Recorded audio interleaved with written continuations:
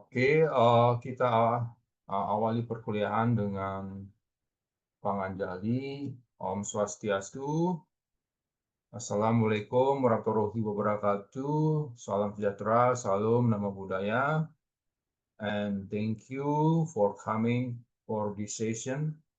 And this is a great opportunity for me as a lecturer to explain about the current situation of international perspective regarding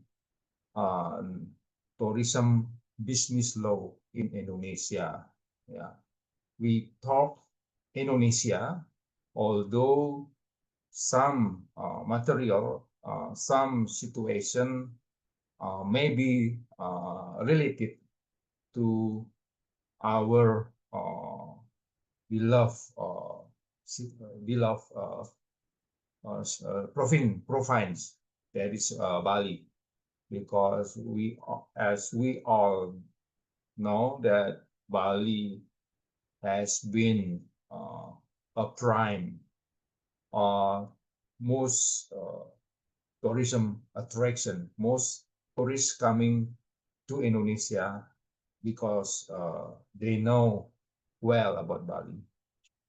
Last week we talked about the unique character of tourism as a business sector. There are some propositions, some categories about why, when the government want to regulate tourism, especially to put tourism as a business, as a tradable activities, they have to look at any unique character from tourism.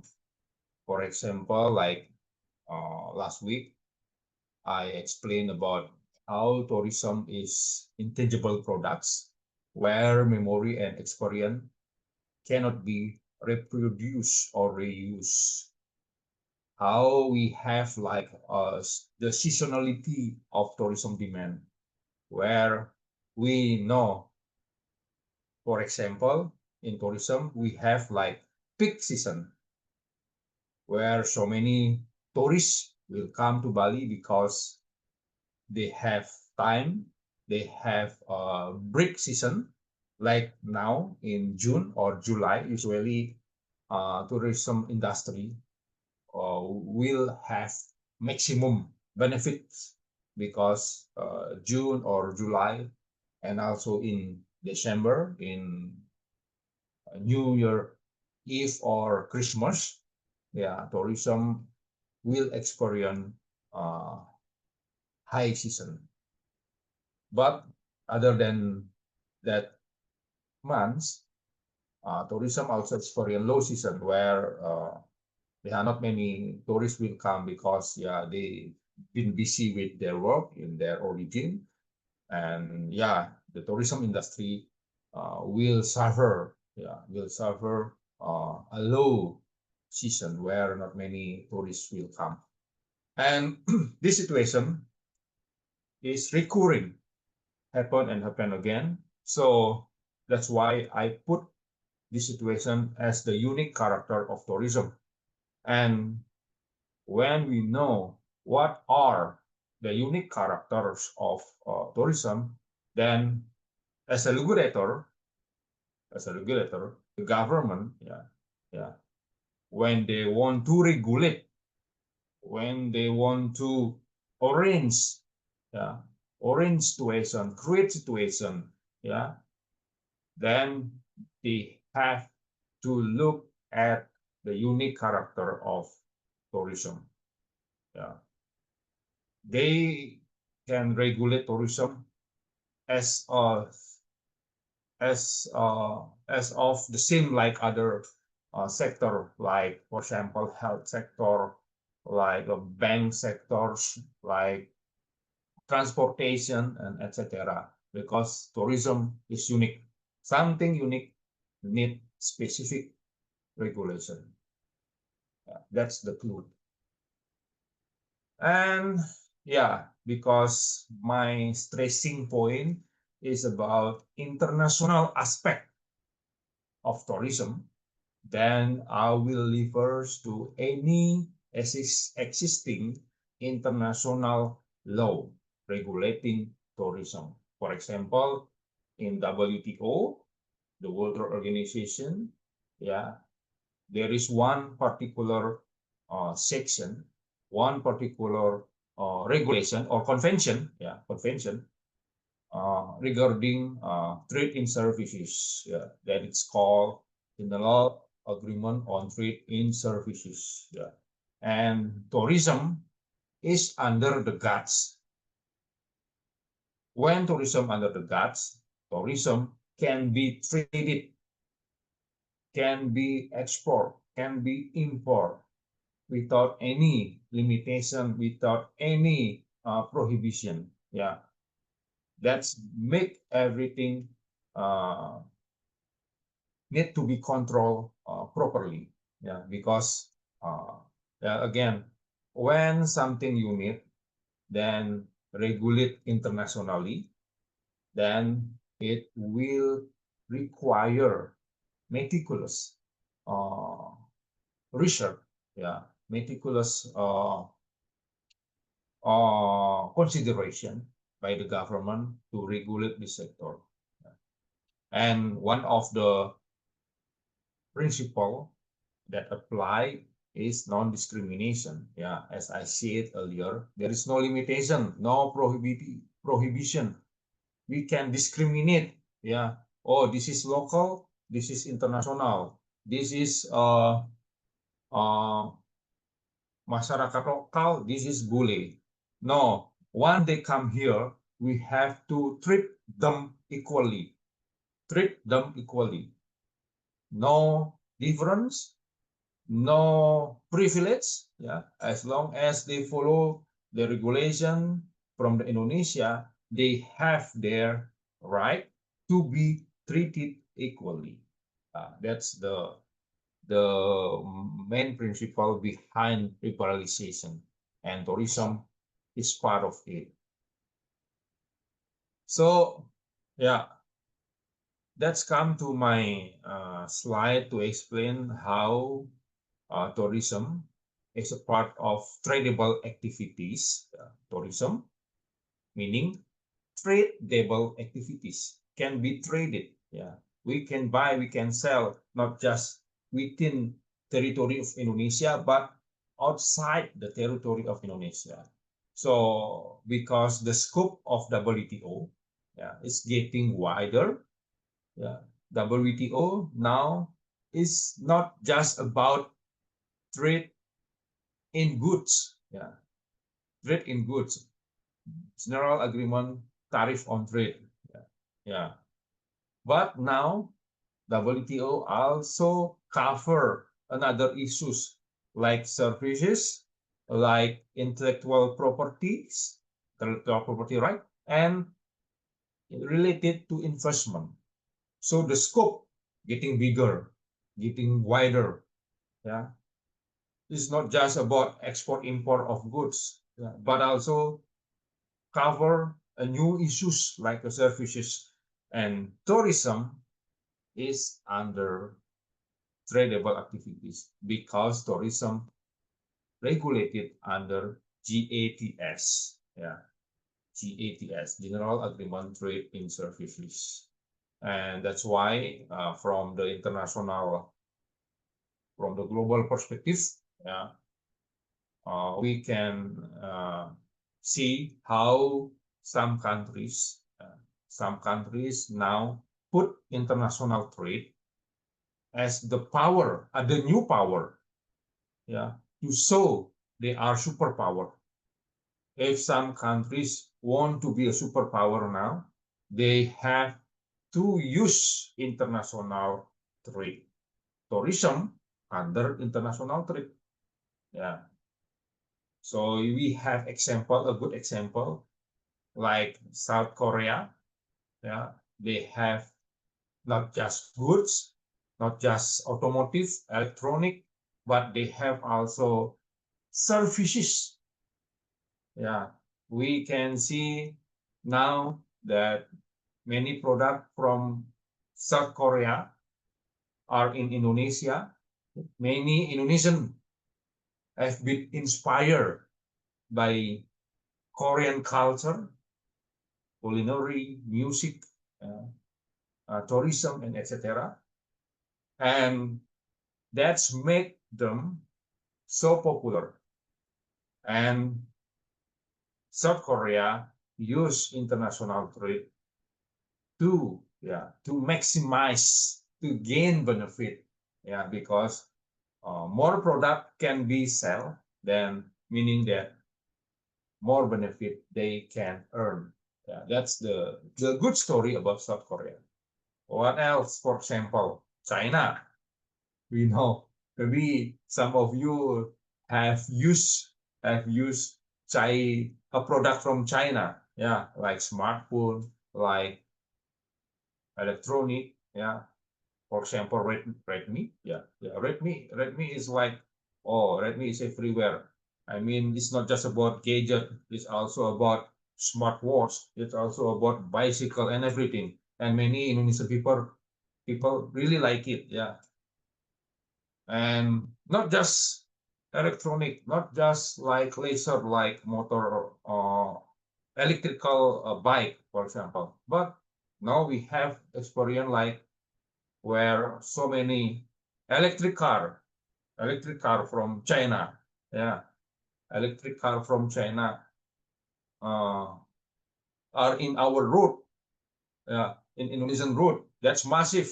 You can you can name you can name a product, electrical car product from China. Yeah.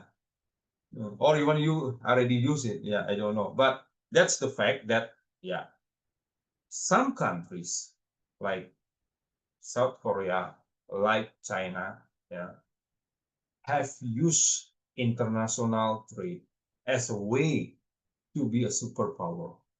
And they are superpower now because of international trade.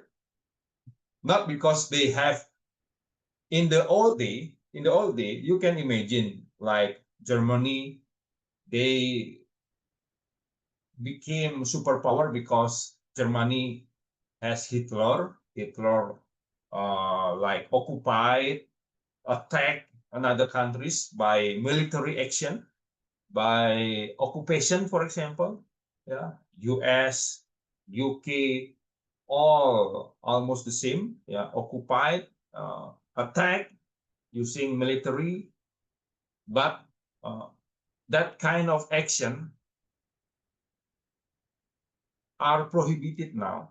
Yeah, we can attack, we can occupy, yeah, other countries, yeah, because that's prohibit international law. We have international law now, but because of that, then some countries try another strategies, yeah, to keep their position, yeah, to keep their status as a powerful countries, and international trade become a new weapon, a new and with the same deathful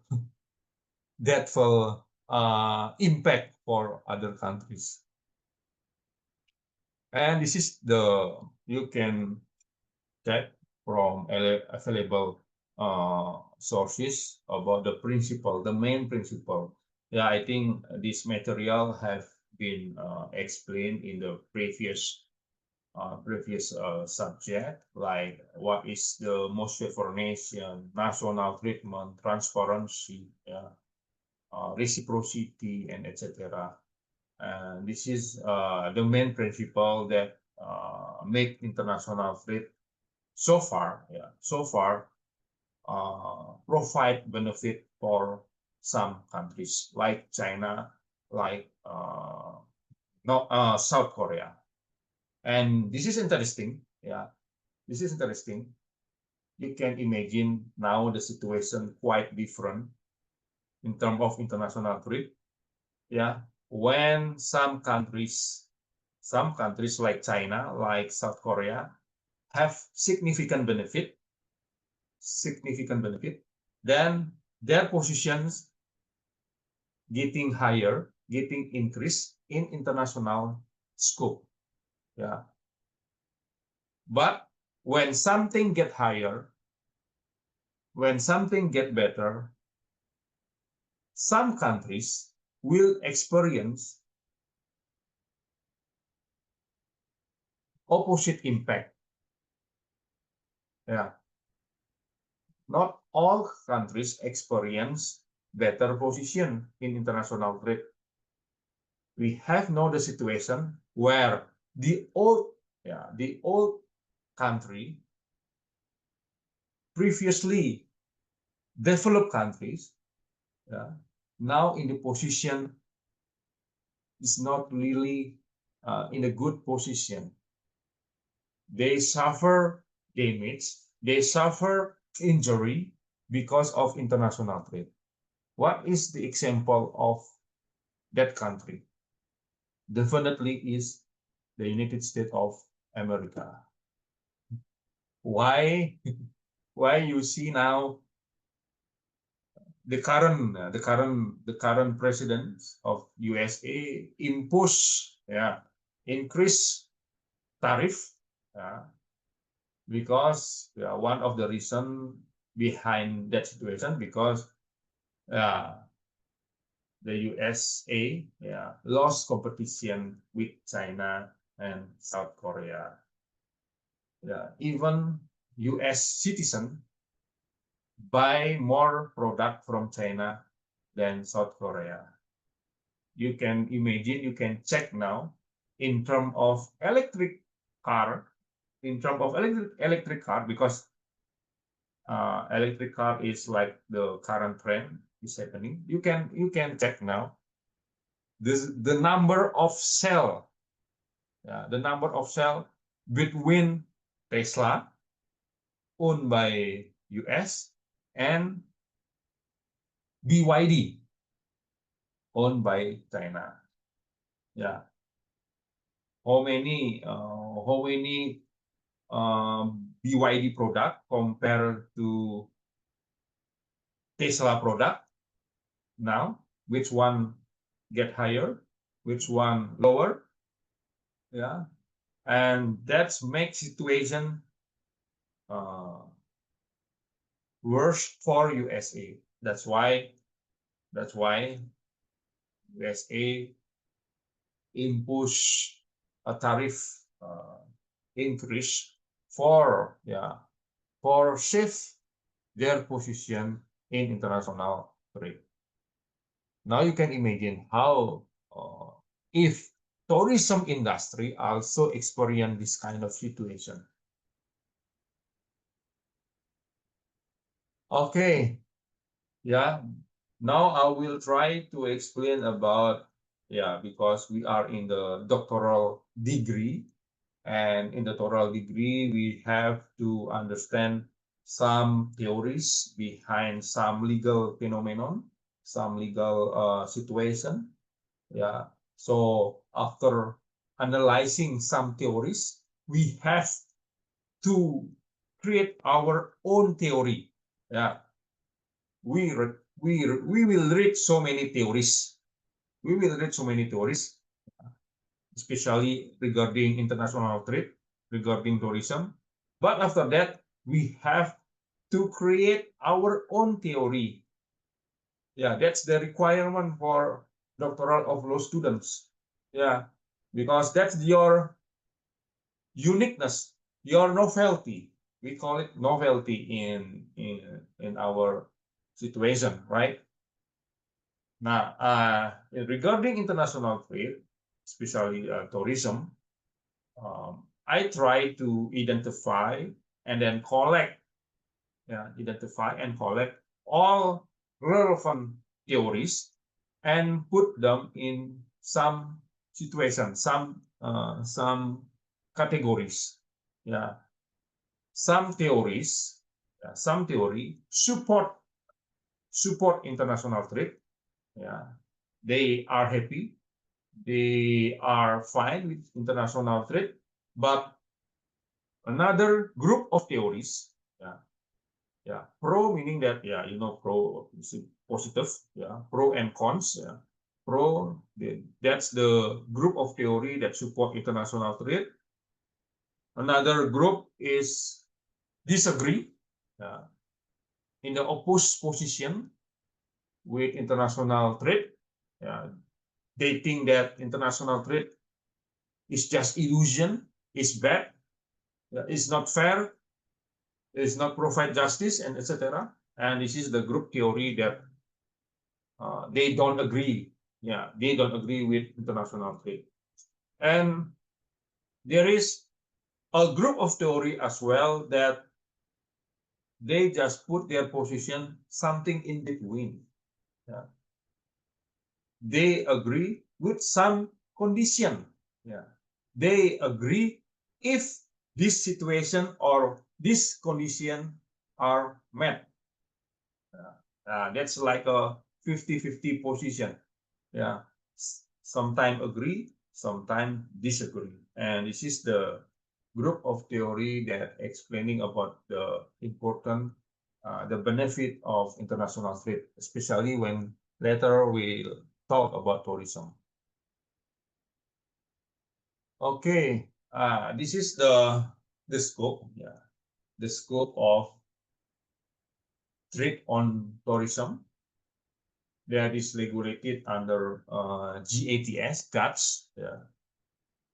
There are 4 situations uh, when we talk about the scope of tourism under GATS. Yeah.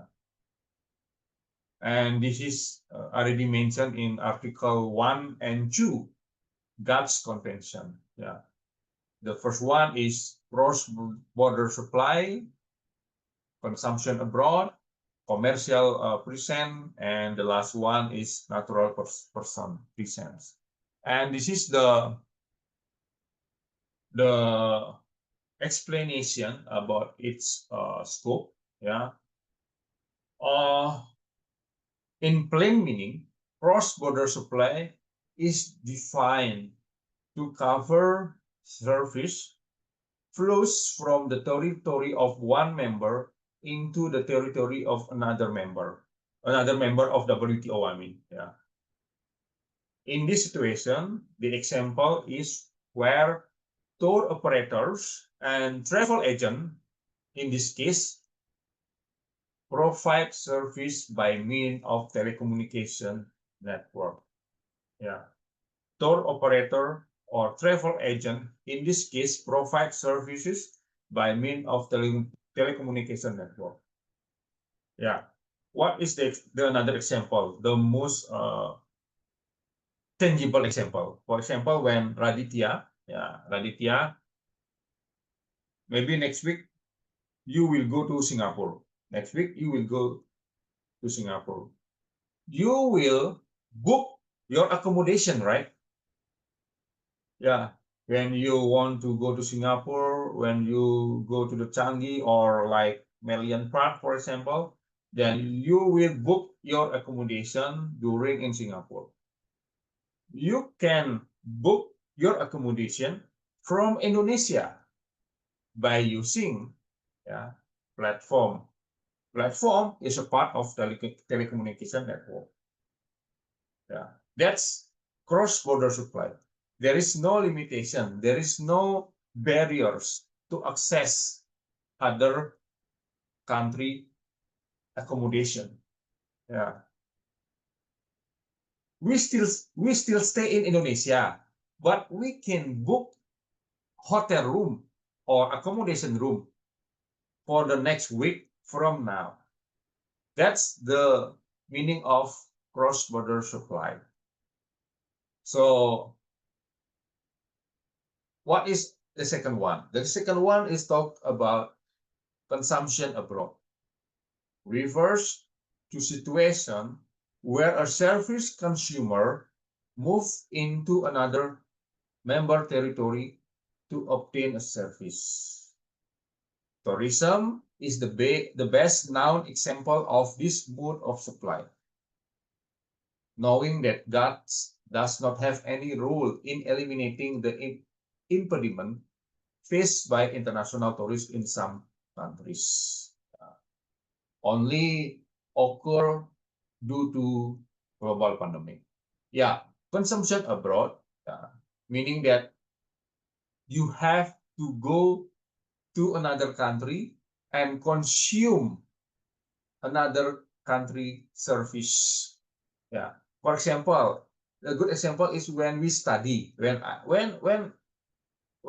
I was studying in Australia, for example, I have to go to Australia to access educational institution in Australia.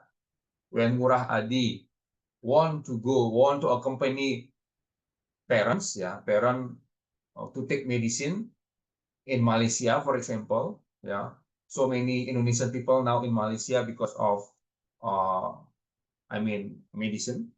And Murah Adi want to go to Malaysia, to Kuala Lumpur. They have to go to Kuala Lumpur. Once arrive in Kuala Lumpur, Murah Adi and his parent will go to health facilities in Kuala Lumpur. That's the level of consumption abroad. Yeah. The same apply in tourism, for example, when we go to Eiffel Tower, in Paris. Yeah, we go to Paris and then we visit Eiffel Tower and consume consume the facilities, the services provided by the provider. Yeah, that's the example of consumption abroad. So in the cross-border supply, we still stay here. We don't move, but we book everything from here. In the consumption abroad, the situation is a bit different because we have to go abroad. We have to go overseas and consume the facilities or the service provided. Yeah, that's the difference between one and two. And how about the commercial presence? Commercial presence implies that a service supplier of one member establishes a territorial presence, including through ownership or lease of premises in another member territory to provide a service. The good example of this situation, a commercial presence, meaning that domestic subsidiaries of foreign hotel chain and tour operator and travel agent. This is a good example where, multinational corporation, there is a multinational corporation, like Hilton, like in tourism hotels chain, like a Hilton, Swiss Berlin, GW Marriott. They are all international chain. They not just sell their product, but they sell the product by building hotel here. When another example is when BYD, BYD at the first didn't build a fabric, didn't build a manufacturer office here, but now you can see, BYD, when they want to sell the electric car, they build their own office here in Indonesia. That's the example how their present coming to Indonesia by building a new office, by building a new fabric, by building a new building to maximize their product to be sold to domestic, to Indonesian territory. That's the example of commercial. You can see how many international product, like in shoes, for example, like Adidas, like Nike, like Fila, for example, build a building here in in Bekasi, and then they produce their product here, and then they can sell to the Indonesian market. That's the situation reflect commercial presence. And the last situation is where the presence of natural person. Yeah. When a person from one member entering the territory of another member to supply a service, such as tourist guide, accountants, general manager, and chief manager. So this is the situation where the people coming to our country, the foreigner come to our country to serve, yeah, Indonesian market. Yeah, like a tourist guide coming to Indonesia, become a guide for any tourist in Indonesia. So when the commercial present, meaning that they come by building something, a natural person, they come themselves. The foreigner come, the chef, the expert chef from Dubai, from United Arab Emirates, for example, yeah, come to Indonesia to serve a service. That's the example.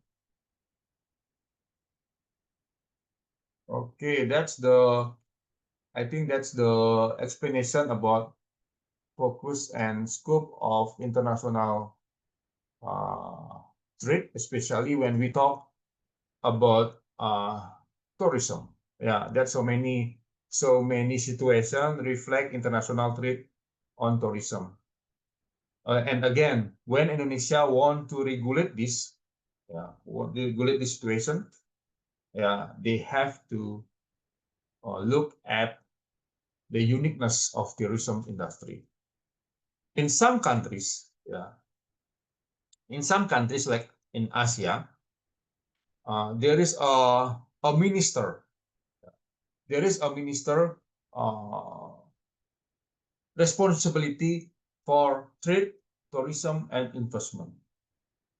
Yeah, in our situation, quite different, right? Because we have Minister of Trade, we have Minister of Tourism, we have also like a coordinating agency for investment. Yeah, in Indonesia, the responsibility put in three different ministry, Ministry of Trade, Ministry of Tourism, Special Agency for Investment. In some countries, like Australia, the responsibility of trade, tourism, and investment come in the one ministry. Why they put in the one ministry? Because they are interconnected. They are inseparable. We cannot divide. We cannot put a border between trade, tourism, and investment. They link each other. They interconnected each other. That's why if we put in quite different ministry, some policy could be disconnect, could be disintegrated, could be imbalanced because there is a perspective that tourism is not a trade. Tourism is not related with investment. Tourism doesn't have to be reliant on investment and etc. So when they put like the difference between trade and tourism and investment, then the policy could be imbalanced, could be unsustainable, could be in conflict. The trade ministry want to lower the tariff, but the tourism uh, industry want to put higher tariff, for example. Now we have experienced this kind of situation. You can check the situation where the the the president of Indonesia want to to create efficient movement, yeah, uh, efficient movement by cutting what is called unnecessary budget. Unnecessary budget. This policy will impact tourism industry. We now like, yeah, because of due to efficiency, then many event will not allow to help in hotel. Some tourism, culinary industry also suffer because many events have been postponed because this situation. That's the illustration where, yeah, we have, yeah, actually to put trade, tourism, and investment in the same way, in the same situation, in the same way, in the same situation. Then they have to be all together, yeah, in boosting our economy. And the situation in Indonesia quite different. Okay, this is the example of how Indonesia liberalize the tourism. Yeah, in the past, uh, we open hotel and tourist resort, yeah, for foreigner, uh, for the capital coming from foreigner, as long as they will 3-star hotel, 4-star hotel, and 5-star hotel.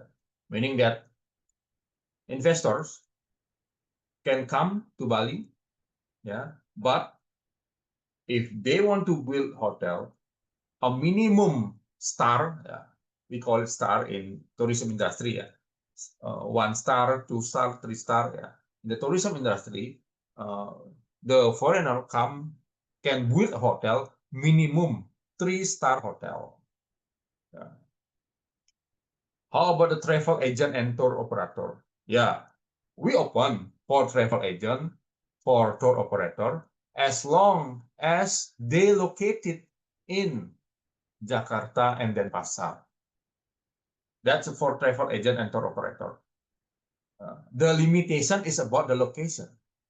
Travel agent, tour operator open, but only in Jakarta and Denpasar. The same applies to the movement of natural person, where, yeah, foreigner can work here, yeah, can serve their services here, but must be in the some circumstances. Yeah. Foreigner can come, can work in hotel in Indonesia as long as work as a general manager, as chef manager, as human resource manager. So not all position applicable for foreigner. In some situation, okay, we open it, but the position must be at least in the managerial level, like general manager, like chef manager, human resources manager, and other uh, other related with the same level responsibility. Now that's the situation, the first situation. But yeah, and then 10 years later, in 2014, then the government put liberalize, yeah, more sector on tourism. Yeah, for example, foreign service provider on tourism can operate and provide service through capital ownership from 49, 51, 67 until 100%. Every foreign investment shall be in form of limited liability based on the law of the Republic of Indonesia. So during 10 years, the government opened more for tourism. And the qualification is about the capital ownership. Yeah. for hotel, yeah, at least they can operate here. It's not talk about the star again anymore. Yeah, in 1998, we talk about the difference between 1 star, 2 star, 3 star, and etc. But now in 2014, I mean, the limitation is about the share ownership, yeah, capital ownership. Yeah, you can build 1 star hotel in Indonesia as long as, yeah, 49%, yeah, owned by foreigner. In some situation, the foreigner can own up to 100%. The good example is restaurant. In Canggu, in Seminyak, in Tibu Beneng even, you can see now so many restaurants 100% owned by foreigner, right? For those who coming from Badung, for example, you can explain later, yeah. Yeah. Restaurants, yeah. There is no limitation about restaurant. They can be owned 100% by foreigner. Yeah. That's the situation started in 2014.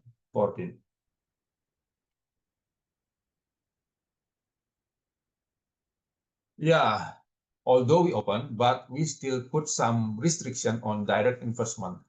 For example, yeah, this is the, I think this is will answer your question when you may ask me, uh, why we see, oh, why we saw like foreigner can open laundry service, can open like motorbike rent service, can open like tourist guide, yeah, guide, which is, yeah, some of job, yeah, can be for Indonesian. Yeah.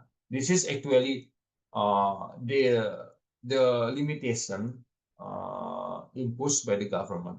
Yeah.